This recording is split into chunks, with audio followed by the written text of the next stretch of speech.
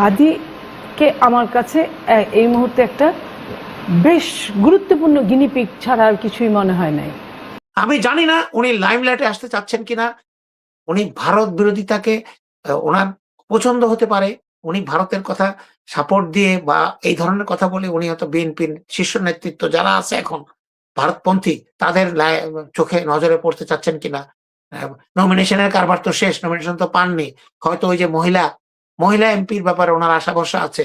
আমি অনুরোধ করব এই ধরনের বাংলাদেশের জনগণের পালস বুঝতে পারে না, সাধারণ আইকিউ নাই, বুদ্ধি প্রতিবন্ধী টাইপের লোক, তাদেরকে যেন বিএনপি কোনোভাবে মনোনীত হোক আর নমিনেশন দিয়ে হোক এমপি না দেওয়ার জন্য। আজকের প্রসঙ্গ আসলে ছিল তারেক রহমানের স্বদেশ প্রত্যাবর্তন, তারপরে হাদির এই যে ওসমান হাদি, শহীদ ওসমান হাদি, এই বাচ্চা ছেলে একদম তরুণ, আমাদের সাথে হিসাব করলে তো অনেক তরুণ। সে কেন মারা গেল? তাকে কেন গুলি করা হলো? এটা যদি আমরা না বুঝি, এটা যদি আমরা এক্সাক্টলি আইডেন্টিফাই করতে না পারি, তাহলে কিন্তু এটা নিয়ে আলোচনা করার মানে কোনো বিশেষ কোনো অর্থ পাওয়া যাবে না। আমার ধারণা তাকে মারা হয়েছে, গুলি করা হয়েছে কারণ সে আধিপত্যবাদ বিরোধী কথা বলতো। বাংলাদেশের উপরে কোন দেশ আধিপত্য করতে চায়, করছে, করেছে সেটা সবাই জানি আমরা। যেগুলো পার্শ্ববর্তী দেশ ভারত, এবং এর আগে আবরার ফাহাদ, তারও আগে আমাদের বিএনপির ইলিয়াস আলী সহ যারা বাংলাদেশের জাতীয়তাবাদে উদ্বুদ্ধ হয়ে ভারতের আধিপত্যবাদের বিরুদ্ধে কথা বলেছে, ভারতের হেজিমনির বিরুদ্ধে কথা বলেছে, তারাই কিন্তু আঘাতপ্রাপ্ত হয়েছে। এই জিনিসটা যদি আমরা না বুঝি, হাদি কোন দলের ছিল, হাদি কি কোনো দল করতো কিনা, বা হাদির দলে কয়টা লোক ছিল, তার সাপোর্ট ছিল কিনা, সেটা বড় কথা নয়। কিন্তু হাদি বাংলাদেশের স্বাধীনতা সার্বভৌমত্বের কথা বলতো এবং হাদির কথাগুলো আমাদের হৃদয় স্পর্শ করত।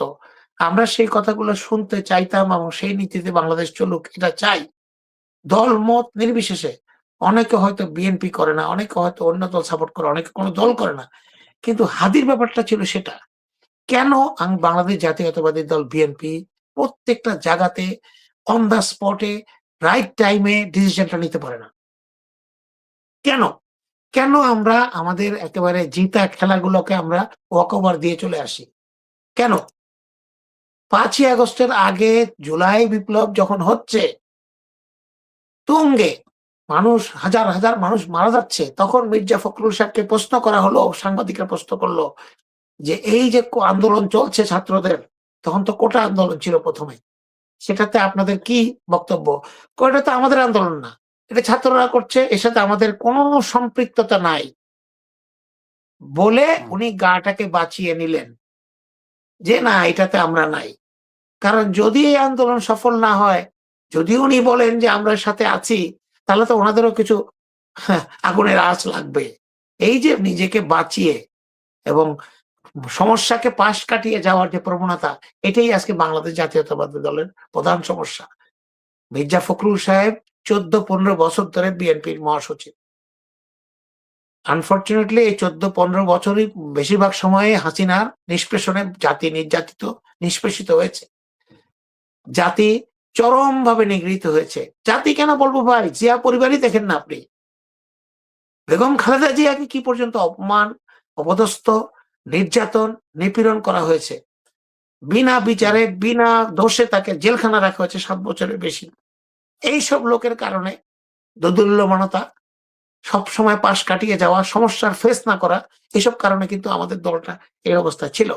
যাই আল্লাহর অশেষ রহমতে হাজার তরুণের, হাজার বাচ্চা ছেলে মেয়ের জীবন দানের কারণে হাসিনা পালিয়ে যেতে বাধ্য হয়েছে।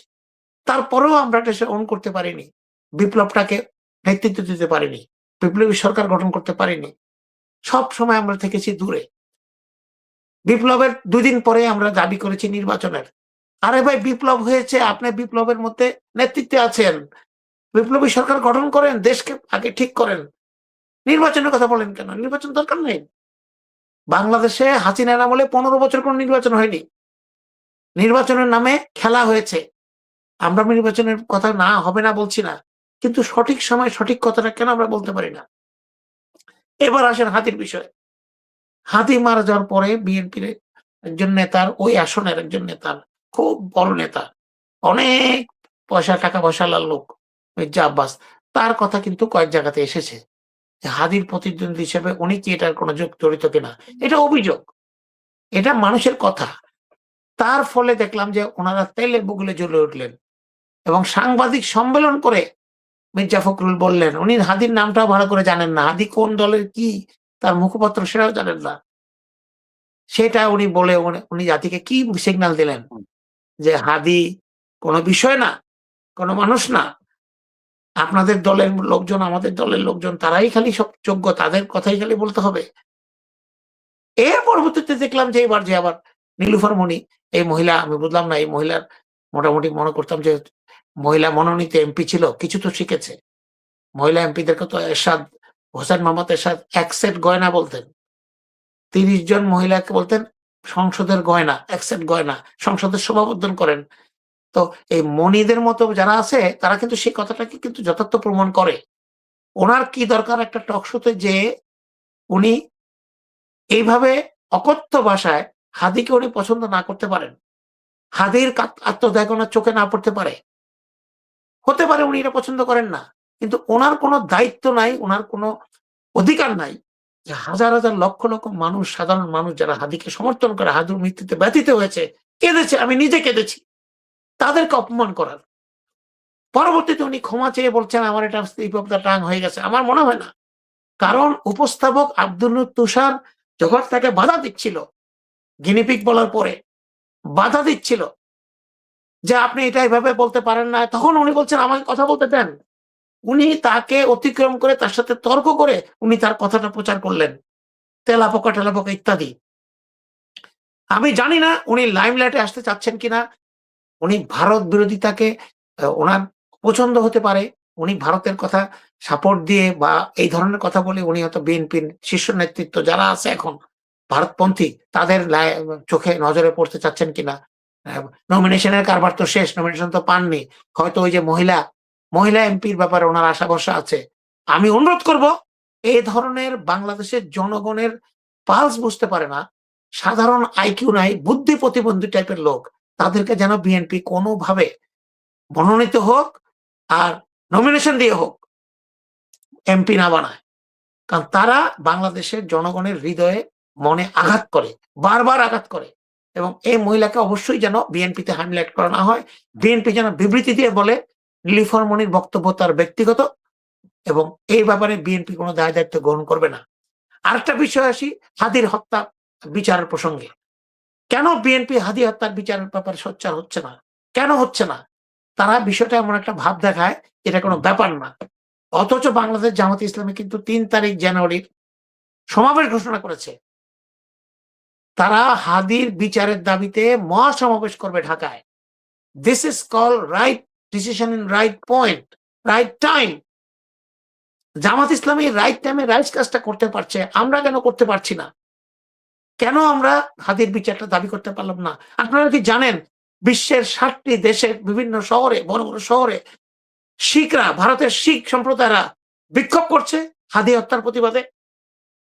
আপনারা জানেন কিনা জনগণ?